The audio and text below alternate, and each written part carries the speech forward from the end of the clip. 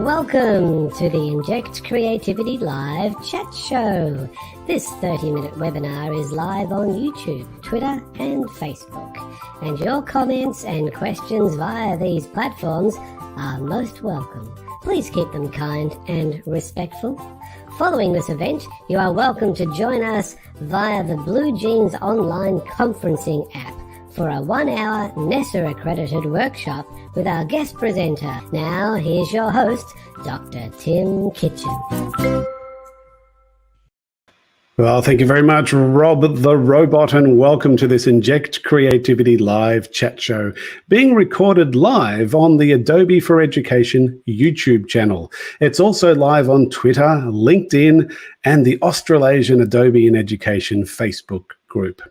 We're recording this live on Wednesday, the 2nd of December, 2020. I'm your host, Tim Kitchen, Adobe's Senior Education Specialist for the Asia Pacific region. Before I introduce my wonderful co-host, Erin, I'd like to do an acknowledgement of country.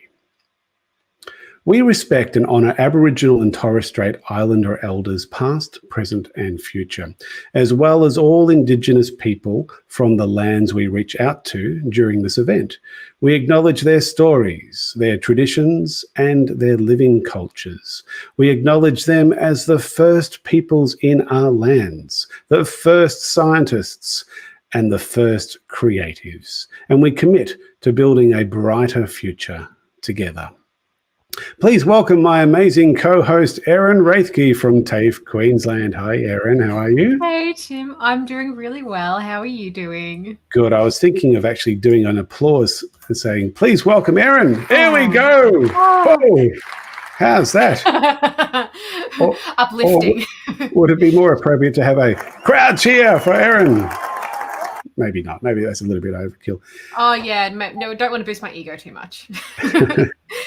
Erin, the borders are opening. The borders are there. The borders are opening, yes. And I'm sure that there are a lot of very relieved tourist and holiday operators throughout Queensland that are breathing a sigh of relief that New South Welshmen and Victorians are going to be able to come up to Queensland for school holidays. It's very exciting. In fact, I snuck up to New South Wales last week. I did a little sneaky trip. I was up near the border, had my week off, my first week off for the year, thank you very much, which was just lovely. Went and visited my sister up in Albury, Wodonga, and just snuck over the Murray River to Albury just because I could. And when I snuck into New South Wales, guess what, Erin? No one was wearing a mask. No. We had quite a few people doing it around here for a while, but it's definitely eased back a bit. Since we've had so many days of unreported cases, it's been, I think a lot of people have been quite relieved with summer heating up. Exactly right. Erin, I've got a special announcement to make. And Jerry, if you can just get ready, I'm going to do a drum roll for this. And then Jerry's going to bring up the banner. So here comes the drum roll. Special announcement in relation to the Adobe Education Exchange. 900,000 edX members now globally, which is rather exciting. It's a big milestone, Erin. That is a rapidly, because how many did we have I'm going to put you on the spot. How many did we have at the beginning of this year? Oh, that's putting me right on the spot. It is putting you right on the spot. But not even close to 900,000. Look, I remember when I first started at Adobe about 7.5 years ago, there was only like 5,000 globally and only 1,000 if that from this part of the world. So it's just amazing to see how it's grown in that time. Yeah. I mean, and necessity is the mother of invention. Like, I'm sure that so many people have discovered it this year because they are just absolutely hungry for that, connection. And the one thing the Education Exchange does have is a really great community of not just contributors, but commenters, of people who go in and see what people upload or what people add as a part of one of the Education Exchange courses, and gives like really good, positive, meaningful feedback. I found it really, really helpful. That's amazing. And our goal this year was to get 6,000 new ANZ members, and we're well and truly past that. We're 7,555 when I last counted, and we could get over 8,000 this year, which is just wonderful. So thank you to everyone. Let's give them a round of applause to everybody who's helped. That was a short round of applause to help support promoting the Adobe Education Exchange, which has been rather cool. Now, Erin, tell us what we can look forward to during this episode. Well, I'm looking forward to introducing everyone to our special guest for this episode. We've got Adobe Education Leader Joel Ahrens from Melbourne, and we'll also be featuring the work of Adobe Education Leader Andrew Onyulai and his students. Because Andrew teaches on a Wednesday night, his contribution has been pre-recorded. We'll be hearing from Joel and Andrew very soon, but helping us moderate and doing a lot of the techie things behind the scenes is my wonderful colleague, the incredible Adobe Customer Success Manager, Jerry Wong. Hi, Jerry. Hey, Jerry. Bring yourself up, Jerry. I'll bring you up. No, they cancel each other out. Hey, Jerry. Hi, everyone. How you guys going? I'll be moderating the chat tonight, so please ask questions, make comments, and help make this chat show really interactive. Now, I have an Adobe Quiz question to help to get this chat happening. That's exciting. What's the quiz question, Jerry? What is the name of the new Photoshop filters that were announced at the recent Adobe Max 2020 event? There it is. Great question, That's Jerry. The question. So those of you who know. Yes, note that we're getting the chat feed from those of you on Twitter, LinkedIn, and YouTube, but not always from Twitter. So if you want to answer Jerry's question and throw your hat in the ring, and you'd like your comments and questions to be posted and published by us during the chat show, if you're on Twitter, you may want to jump out and in to the Adobe for Education YouTube channel, which is available at youtube.com/Adobe for Education. And I just noticed that Timothy Cosgrove, all the way from Toronto in Canada, has joined us. So welcome, Timothy, where it's very, very early in the morning for him. And yet he joins us almost every episode he's been with us, which is lovely. Saying good morning from snowy lockdown Toronto. Very envious of Australians. Yeah, things are pretty tough around the globe. We are very fortunate. And Timothy's given an answer. Let's just have a look at Timothy's answer. He said sky replacement is one. Yes, but that's not the one that I was thinking. It's a set of filters. Sky replacement is one, but we're looking for the set. And I would like to congratulate Mark Finlayson, who's got it right. Well done, Mark. That deserves a crowd cheer. The neural filters. Woohoo! That'll do. That'll do. Mark is from New South Wales, and well done, Mark. Very much appreciated. And it looks like Mayo Mora has also given the same answer as well. There you go. Well done. And Mayo, where are you from? Just throw in the comment where you're from, because it'd be lovely to get to know where you're listening to us from as well. So congratulations, Mark and Mayo, for answering that correctly. Well done. So we'll be continuing a more relaxed and far less moderated version of the chat during the deeper dive event at the top of the hour, where we will be crossing to bluejeans.com/kitchen.adobe. And remember, in the live chat or in the deeper dive, the more you contribute and the more interactive these sessions become, because we really do value your comments and thoughts, so please get involved. Erin, are you ready for the Spark Challenge intro? Well, folks, I hope you're ready for this week's Spark Challenge! Your Spark Challenge for this episode is to create a Spark video based on something you enjoyed during this event. So what we need to see is at least 2 screen grabs from this live session. We'd like to see some text, and for you to select some music from what's included inside Adobe Spark Video. So it's not a long video we're looking for, but we have got a bit of a video theme for this episode. So we'd like you to see if you can create just a short, really short grab video with Spark Video that just has 2 screen grabs. And what else was it, Erin? Some text. 2 screen grabs, some text, and some music. Good. Keep that in mind. We'll be keeping an eye out for the link to your video in the chat during the deeper dive event. So good luck. Looking forward to seeing what you come up with. I'm going to just quickly jump into Spark now. And you can see I've got Spark open up on the screen. I've already logged in and I'm using my Chrome browser to access Spark. And if I go to the plus symbol below the Spark logo and click on that, it gives me an option to create all of these wonderful different types of projects. And the one we're looking at today is a video. So I'm going to click on video, and then it will bring up my environment. I usually just skip this first part, and I usually just skip this second part, but it's worth having a look at those different sections when you get a chance, because they're pretty cool, especially the smorgasbord of templates that we've provided for you to create a story in a particular genre. And that's quite cool, especially if you're an English teacher and you're teaching different genres of storytelling. So this is starting to load now. It should be up there any second. Notice if you do use the app version on iOS, either on your iPad or your iPhone, you don't have any of this waiting. It just works instantly because it's part of the app. Now that I'm in, it's a convenient way to get those screen grabs if you don't happen to have a snipping tool handy on your PC or your Mac. That's true, yeah. Now, the little tutorial that comes up each time, I'm going to close that. Notice you don't show this tutorial again. You can choose that, but it's nice to have it there. And I keep it up just to remind people that they can look at it when they need to. And this is the simple environment. So we're asking you to do a screen grab and then bring that screen grab into your video. So if I was going to do a screen grab, I'm just going to move that screen out of the way so I can do a quick screen grab of the Inject Creativity Live logo. Now I'm on a Mac, so for me it's very simple. It's Shift Command 4, and that brings up my screen grabbing ability. If you're working on a Windows machine, you've got your snippet tool, and there's many different ways of creating screen grabs. There is. I've just taken a little screen grab of that, and now if I want to bring that into my video, I'm going to click on photo.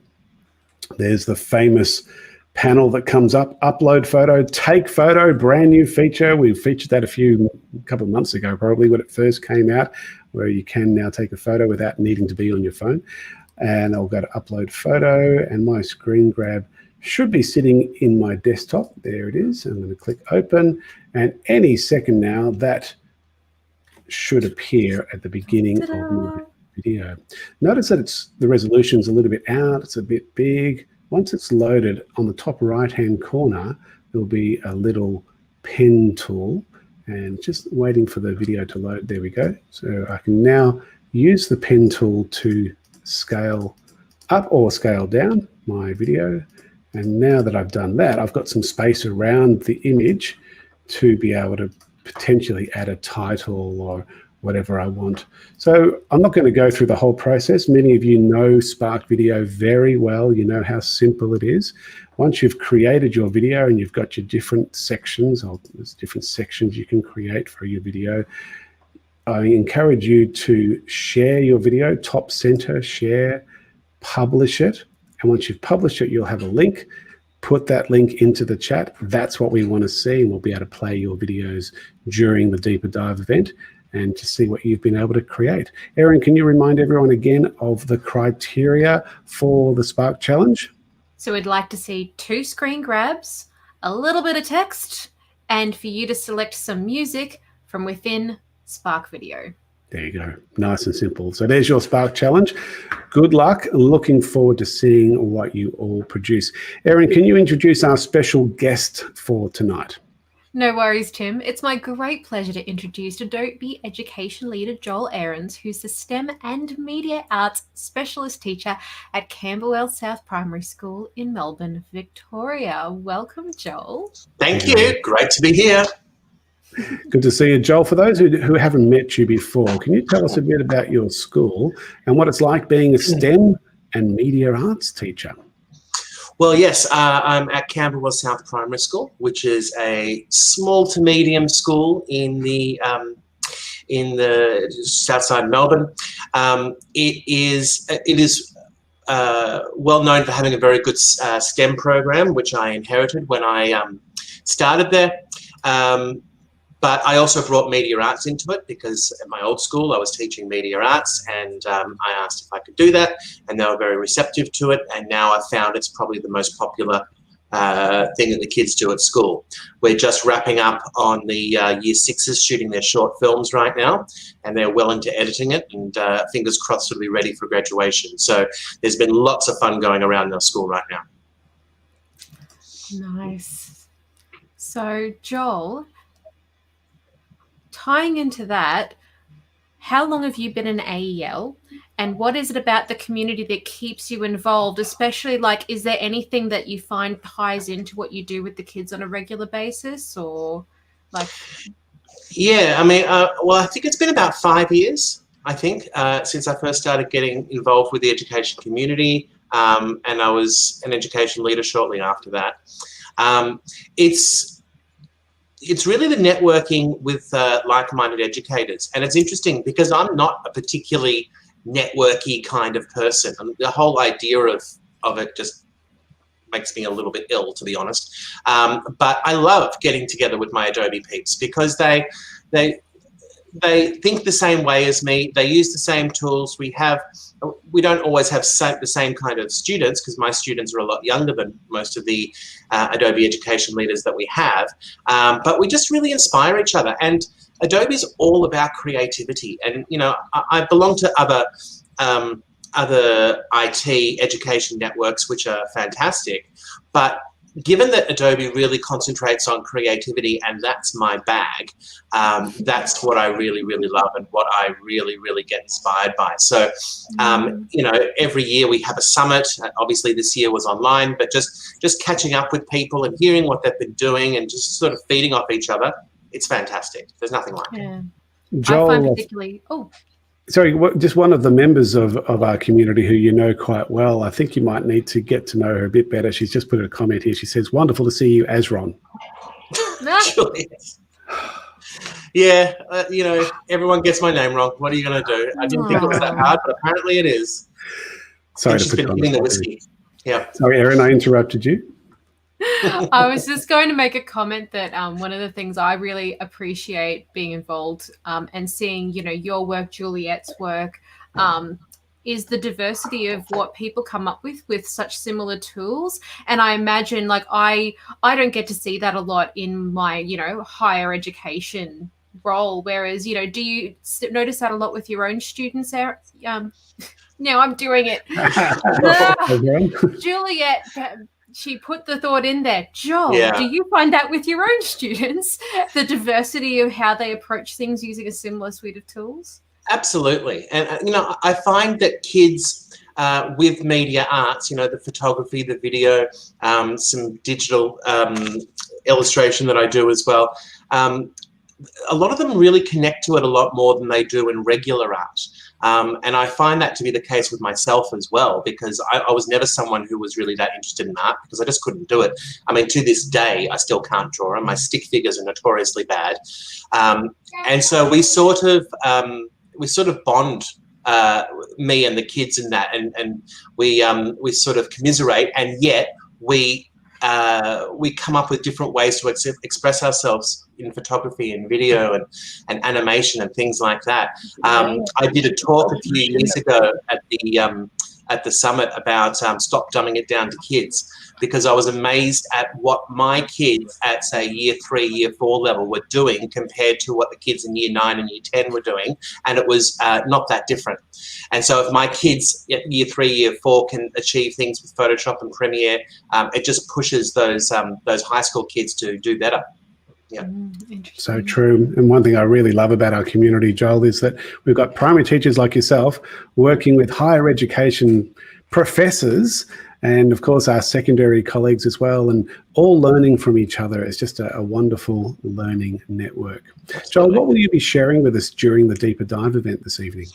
Well, I'm going to be doing a presentation on Adobe Spark Video, and it's not going to be the sort of thing where I'm teaching you how to use it. It's really more about giving some examples of how it can be used as a tool in what I call the general classroom. I guess if you're a primary school teacher, you're a generalist teacher, and particularly focusing on literacy.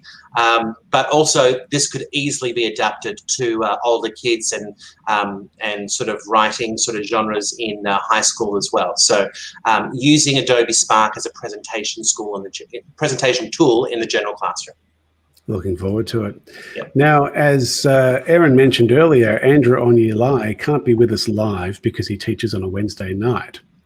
So during the Deeper Dive event, we'll be watching a pre-recorded interview with Andrew, and we'll be showing some of his amazing videos made by his 2020 Year 12 HSC multimedia class.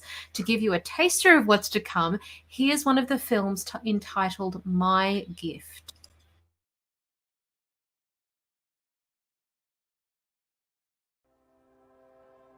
My name is Luca, and I have a gift. 1 in every 250 people have my gift, and this gift is Asperger's.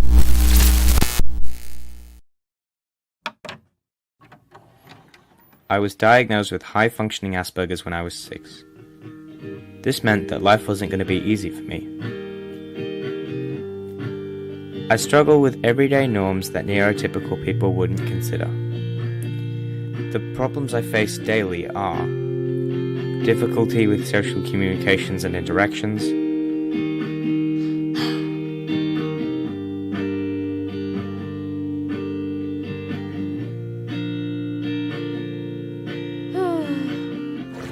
I have an extreme focus on specific topics of interest,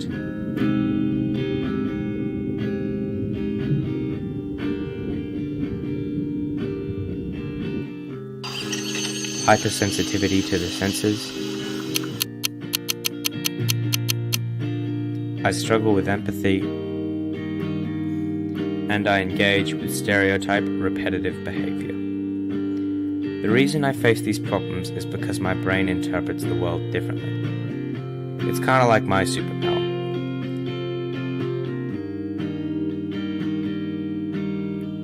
Even though my superpower can become overwhelming sometimes,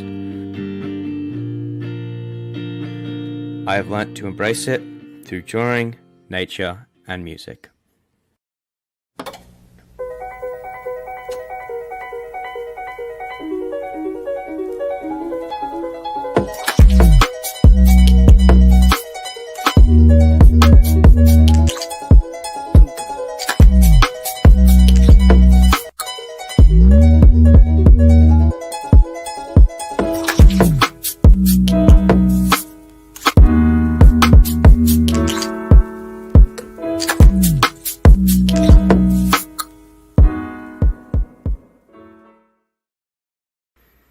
I've learnt to love my gift, and I hope you learn to love it too.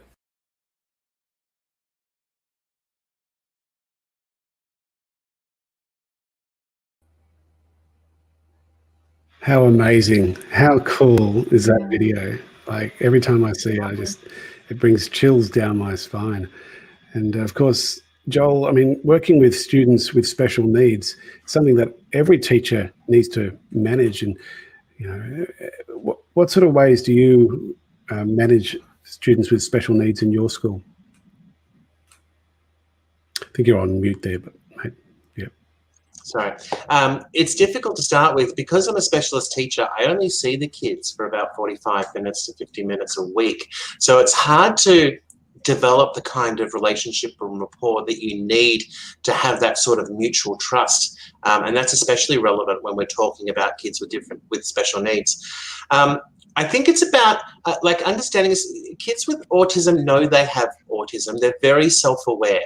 And I find that a lot of the time the kids are trying so hard during the day to appear normal, it takes a lot of energy, and sometimes that can develop into behavioural problems because they are trying so hard. And so I think I really like how that video was talking about it being a superpower, because I really do believe it's about celebrating what makes them different.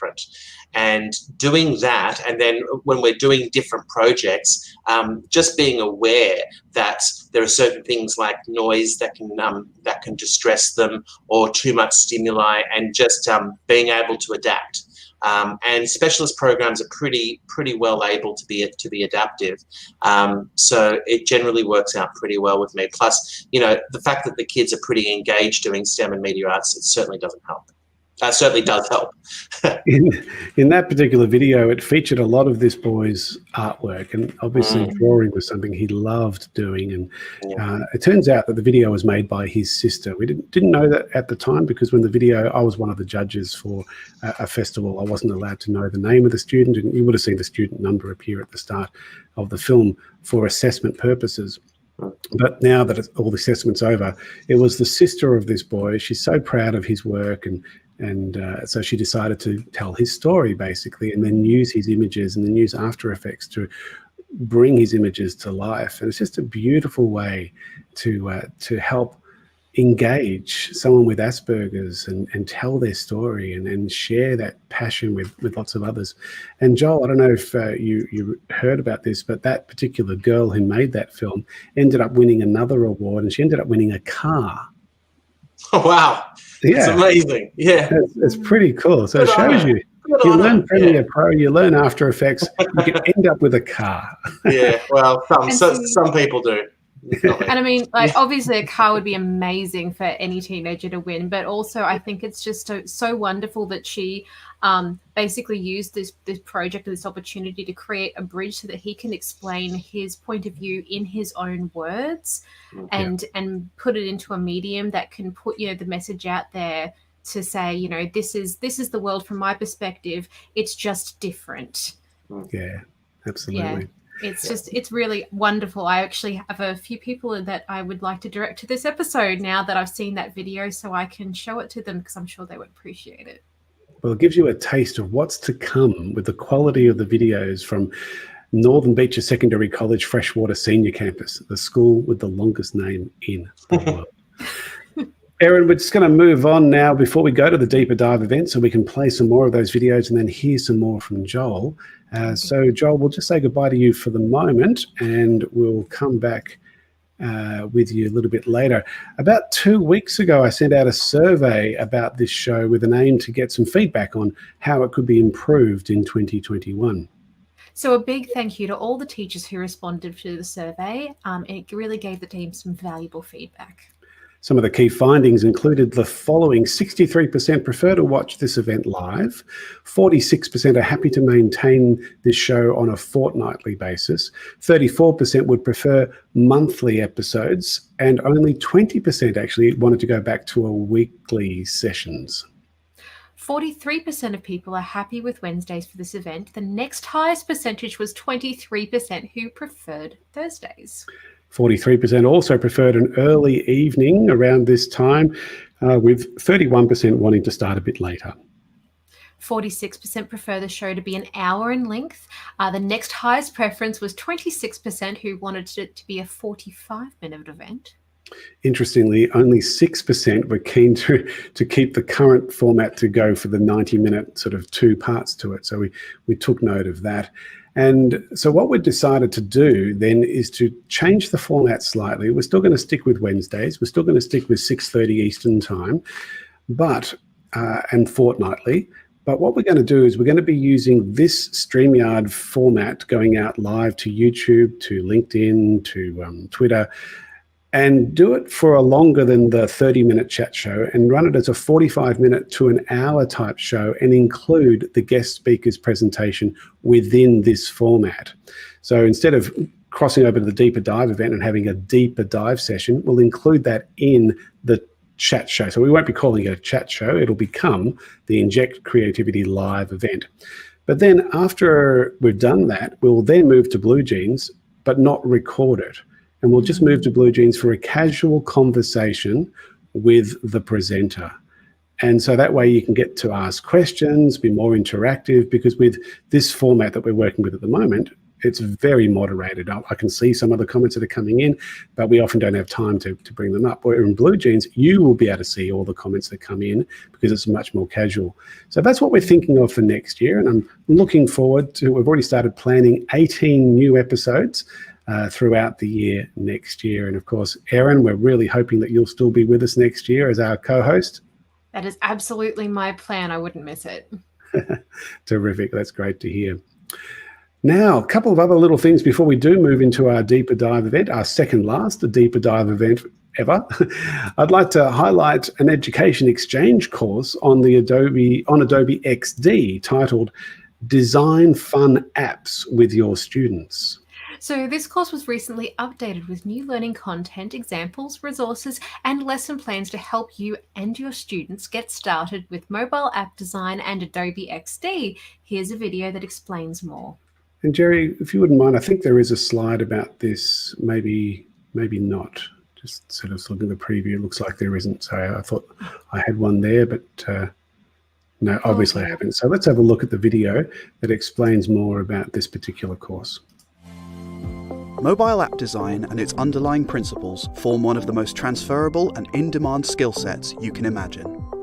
If you're looking for a quick and easy way to engage your students, help them build vital visual communication skills, and develop your own creative skill set along the way, this course is for you. You'll learn how to use Adobe XD to easily create engaging interactive experiences to support and deepen your students' learning in any subject area. The tutorials, projects and lesson ideas in this course are simple, flexible and adaptable, making them an ideal resource for your own learning and also making it easy to assign them directly to your students in any subject. You'll learn from Matthias Klasner, an expert educator at the Graphisch Lyceum Rotterdam, and see a wide range of teaching resources, projects and activities spanning all ages and grade levels. Enroll and learn more at edx.adobe.com.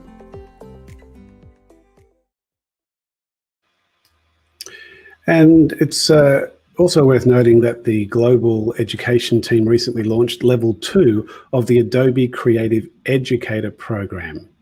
So this program's for all educators in all curriculum areas. You don't have to be an Adobe expert to get into the program, but you do have to complete level 1 and get your level 1 badge before you can start level 2.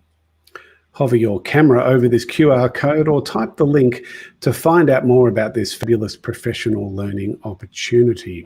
It is fabulous. And what else are we doing next year, Erin? Well, starting in February, the Adobe and Education team will be running a new series of webinars that will target specific education levels and Adobe applications. That's right. We're labeling these events Get to Know Your Adobe Apps. And we have one set of sessions for upper primary and lower secondary teachers, one for senior secondary teachers, and a set of sessions especially for those involved in post-secondary education like me.